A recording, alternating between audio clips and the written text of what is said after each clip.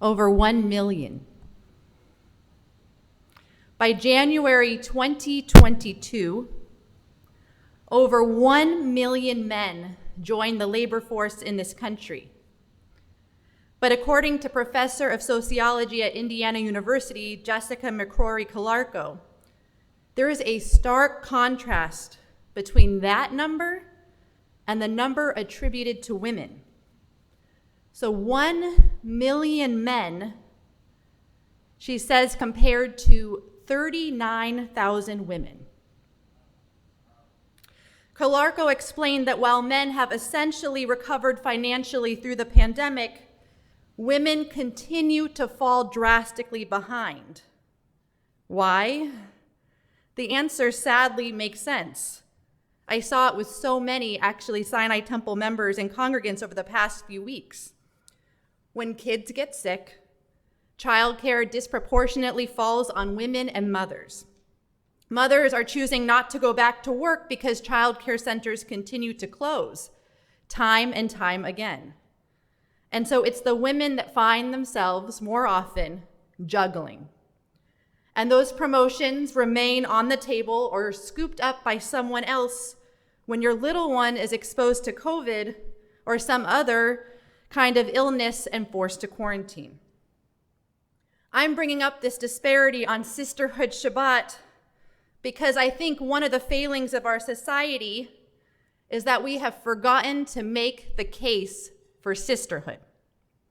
You see, in the Harvard Business Review, we are reintroduced to a very hard term to swallow: female rivalry. I quote, "Female rivalry happens when a woman uses her power to keep another woman down, mistreats her, or competes with her unfairly.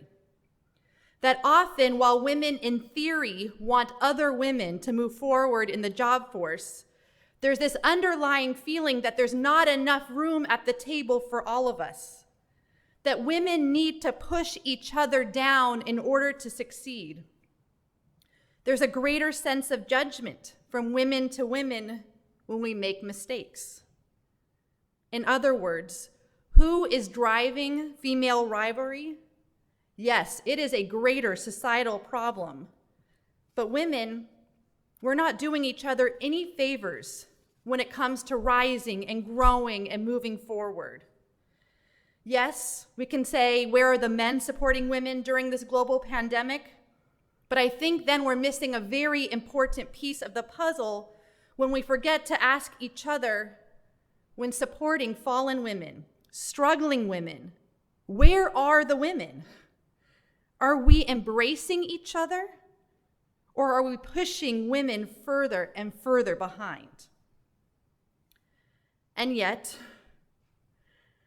I look at a few examples in our tradition, and I beg us to use the often silenced voices in our Torah as a guiding force. Last week, in our Women's Perspective class, we studied the very troubling scene between Jacob and Leah and Rachel. Laban promises his daughter's hand to Rachel for the price of working for 7 hard years. And the evening of their betrothal, Laban forces his older daughter, Leah, to hide her face and join Jacob in the wedding bed, deceiving Jacob, forcing him to marry Leah and work another 7 years before marrying Rachel. And while I can speak about this gross manipulation by Laban, I'm more interested in the relationship between these sisters. Imagine Rachel's heartbreak. Imagine Leah's confusion.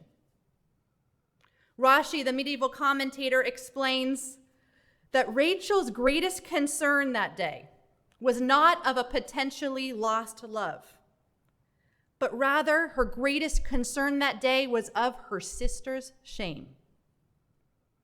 Rachel was worried that Leah would be discovered, and so instead of risking her embarrassment, she taught her sister some of her own mannerisms so that Jacob would really think that he was with Rachel. Now, Rachel knew that in this particular situation, nobody wins. No one wins in this situation. And yet, if she could preserve her sister's heart, then at least this very difficult journey through life, they would hold, they would support, and they would love each other. Sisterhood. There's the shared tragedy endured by Naomi and Ruth, a mother and daughter-in-law riddled with sorrow. Ruth's husband and Naomi's sons pass away, and although Naomi urges Ruth to leave her side and start a life anew, we know that Ruth refuses. Where you go, I go, says Ruth. Naomi is nothing but a shell of a woman and lives with her daughter-in-law because Ruth sees the value in women lifting each other up, in bringing each other along, in sisterhood. In preparing for this morning, I chanced upon the mission statement of our own Sinai Temple Sisterhood. I'm just choosing a few verses to share with you, but listen. Sisterhood, our sisterhood, empowers, what a great word, empowers a diverse group of women of varying ages to observe and promote Jewish values and traditions, enjoying warmth and friendship in the process. We value the energy, ideas, and participation that members bring. Sisterhood, our sisterhood.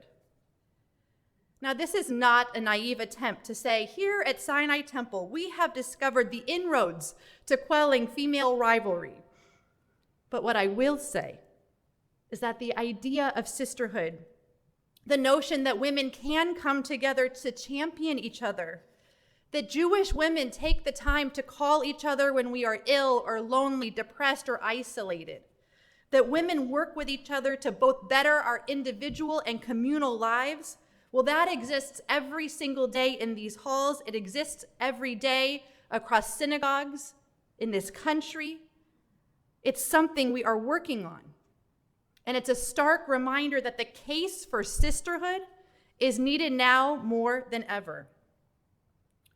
Look what happened here on this bima.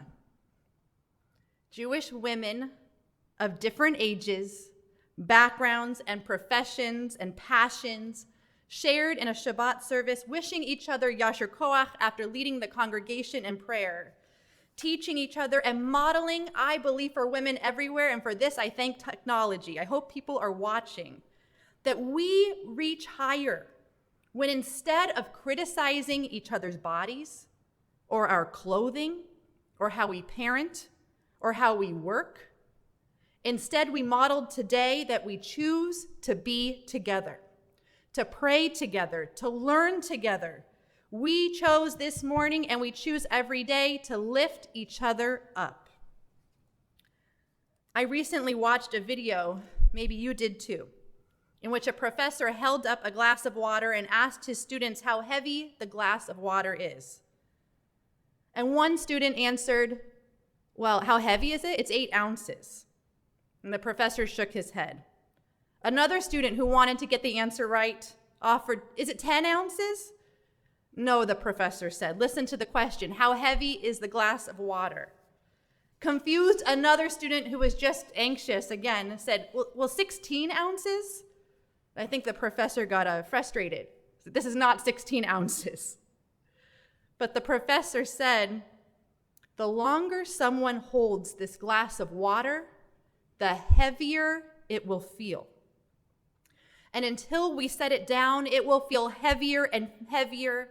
It'll even feel painful until we allow its release. But sometimes it takes a village, or dare I say a sisterhood, to remind us that we don't have to bear the heaviness of our burdens alone. Female rivalry. What a sad and ugly term. But making the case for sisterhood, that is something that this rabbi will stand up for time and time again. For the women sitting in this congregation, for the women listening at home, for future generations, may we learn to see the value in each other's voices, pointing out the open seats at the table.